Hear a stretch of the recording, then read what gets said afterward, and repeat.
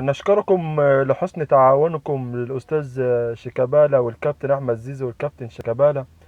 اللي هو الصراحة أحمد زيزو يعني راجل حاسم، ما بيضيعش غير في المباريات المهمة. يعني ضيعنا في المنتخب وبسم الله ما شاء الله جه كمل على الزمالك وطلعه من نص نهائي الكاس.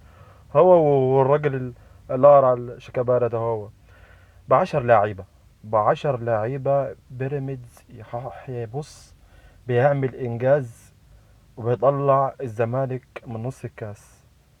يعني من الدقيقة 20 ولا 25 علي جبر اتطرد، واعتمد بيراميدز على الهجمات المرتدة وغرور الزملكاوية. لعيبة الزمالك بقت في الطراوة، مفيش أي هجمات شرسة خالص، الكور بتتقطع في نص الملعب.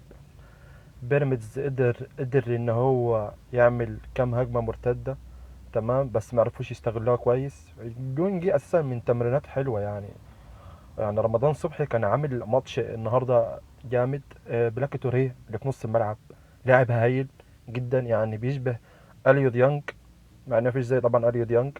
هو بيراميدز يسحق الزمالك ويطلعه من نص النهائي ويستنظر الفائز من سموحة والنادي الاهلي، وبالتوفيق ان شاء الله للنادي الاهلي غدا.